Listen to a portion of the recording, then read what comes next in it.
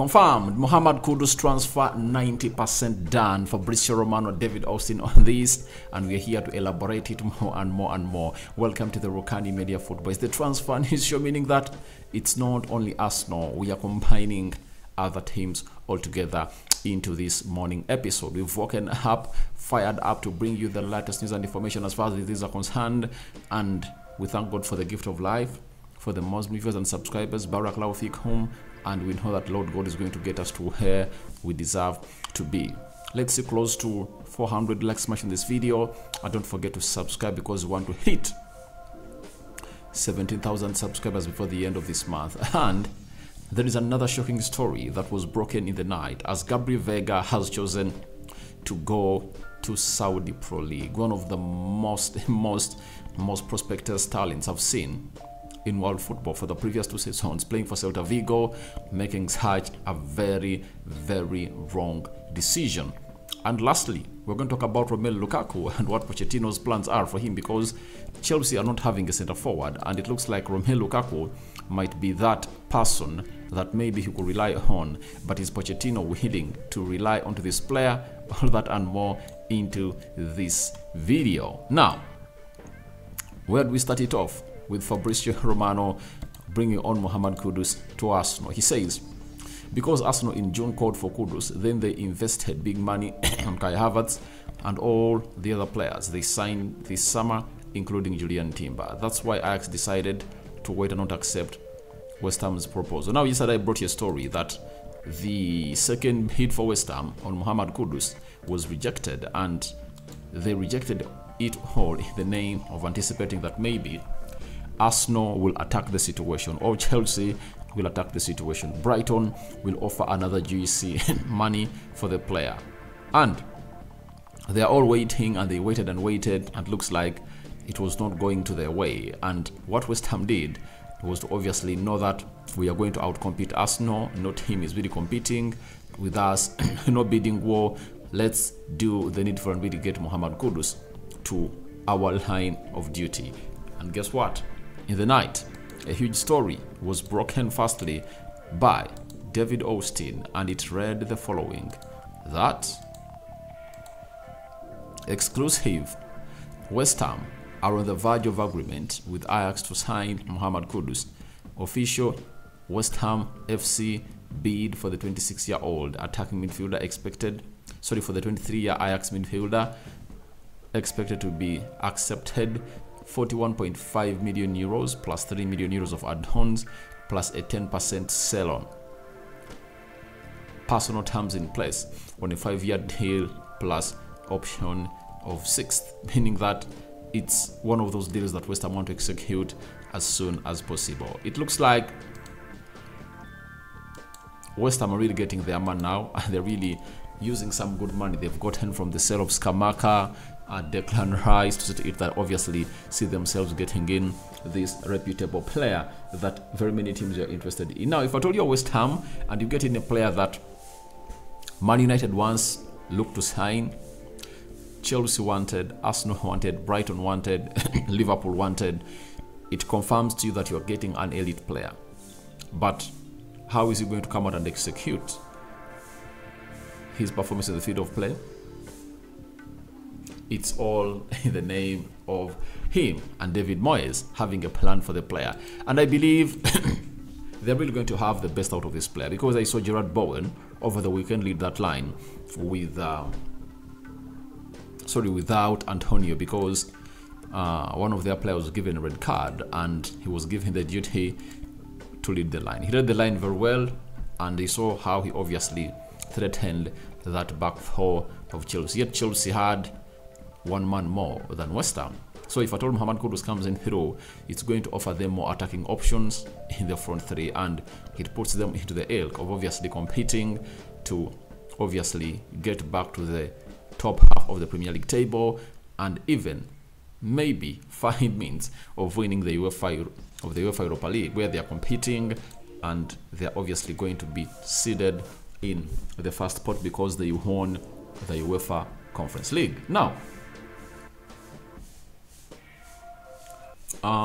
West Ham are really close to complete Mohammed Kudus, that is Fabrizio Romano deal with Ajax after sending new formal bid tonight. Final details being discussed, but West Ham feel 90% of the deal is completed. Same also on player side, a new bid close to 45 million euro package with sell-on clause will be really agreed. Now, West Ham have done this deal because teams like Arsenal have gone ahead to obviously pull out. That's why you saw to it that. However much Ajax had gone ahead to agree a deal with Brighton like 3 weeks ago, the deal, the player said no. He said, I'm going nowhere.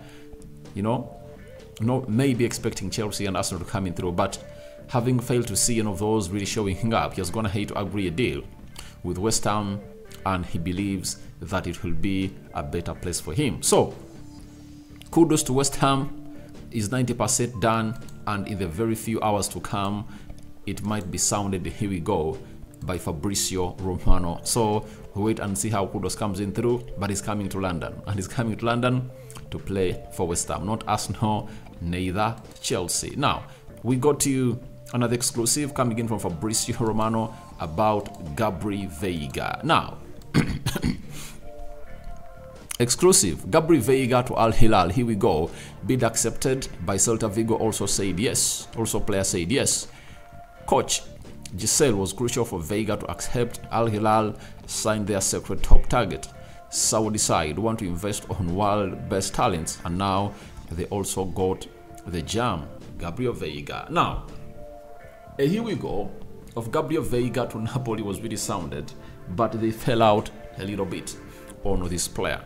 After falling out, things never went on as planned, and the player has gone ahead to really turn heel to find himself flying to Saudi Arabia. But for a player who is just 21 years of age and being one of the big prospect players, it's really a shame for him to go to Saudi Arabia. But if he knows what he's all about, he wants to get in that money fast, plays like 3 years, I think, in Saudi Pro League, and then he comes back to Europe. You know, I think what has gone ahead to drive this transfer to that side of Al Hilal is simple.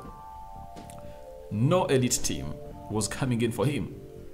Napoli deal fell through, so he decided not to play for Celta Vigo again. That is it. So he wanted to obviously make another huge move, and that's what he decided to do. And I think he's going to get some good money in his pocket, so that after his contract runs down, he might be having a very, very, very huge team that is waiting for him. You know, Gabri Veiga was wanted by Man City, Liverpool, Arsenal, Spurs, Napoli, and very many other teams on the European market. At the age of 21, going that side, everyone is shocked. Everyone is shocked. And if at all Saudi Arabia is going to obviously sign players of that magnitude to go that side, then their lead is obviously going to reach the levels they've gone ahead to predict it to be, because all what they wanted has always been simple. They've always called in for what we call young talent, and their league being the best in the world. If you want to be the best in the world, you have to sign young talents. So Otavio is also that side, you know. And the first shocker of a transfer to go that side was Ruben Neves from Wolverhampton Wanderers, because he was just 26 years of age. We all knew that players who are in their early 30s or late 30s were the ones that were destined to go and play in the Saudi Pro League. But that never came to pass. And we saw a player of 26 years being signed by Saudi Arabia side. And now another 21-year-old has gone that side. Otavio has gone that side. Mitrovic, 27 years of age, decided to go that side because of the money they're offering to those players. So wait and see how that pans out, but that is really shocking for that lad of 21 years of age going that side. But I know he's going to put there a clause that could help him return to Europe. I know it's there, and for Saudi Pro League, they have no problem with that one, with that youngster going that side, because they wanted to sign Kylian Mbappe for just 1 season. And 300 million euros we are put on the table. PSG has gone ahead to accept it, and Mbappe never accepted the fee. So so he never accepted the deal. So they are willing to spend to get some good talent to be with them and then let them go on a free next summer. So that is really great for the league. And Gabri Veiga to Al Hilal, he's going to join the likes of Neymar that side, and I think he's going to be enjoying his game of football. And I think they're doing it in the name of getting what we call visibility as far as viewership is really concerned. And one thing that we're going to have to do is simple: let them offer this league for free to other broadcasting channels. That is it. Because people love to watch Neymar in Brazil, people in the world even can want to watch Neymar, people like to watch Gabri Veiga, Ronaldo, Sadio Mane, Alex Telles, Karim Benzema, Riyad Mahrez, you know, Khalid Koulibaly. So I think they will just let this league be broadcasted for free on other different channels, because that's what the Premier League did here in my country. They went ahead to obviously offer it for free for some 2-3 years, and then it just erased out football made in Germany. So that's what they went ahead to do, and I think it will be a very good idea for them if at all they capitalize on that. But Gabri Veiga has gone that side. Then we go to Romelu Lukaku, and Fabrizio Romano has confirmed to us that told Pochettino's position on Lukaku remains clear. He always said in public and private discussions that he doesn't want players in the squad who don't want to play at Chelsea. They didn't receive different messages as of now, and they feel Lukaku only wants to leave. So toxicity is one of those things that we're going to head to obviously deprive or break down the dressing rooms of certain teams. Now, Pochettino, being a student of this at PSG, he knows exactly what it happens when you keep players who don't want to be playing for that particular team. What is he going to have to decide to do? He has decided to tell Romelu Lukaku, I don't need you here, amidst having a void at Chelsea as far as his striking positions are really concerned, after Nkunku getting an injury and goals not going in through Nicholas Jackson. He has decided to say no to Romelu Lukaku to stay at Chelsea, and Lukaku was not given even a shirt number at Chelsea this season, meaning that they want him out. Where is he going to play next? I don't know, because Inter Milan wanted him. He went ahead to snap them and decided to agree deal with Juventus, but Juventus have not gone ahead to put in cash for this player. So what else is going to happen on that deal?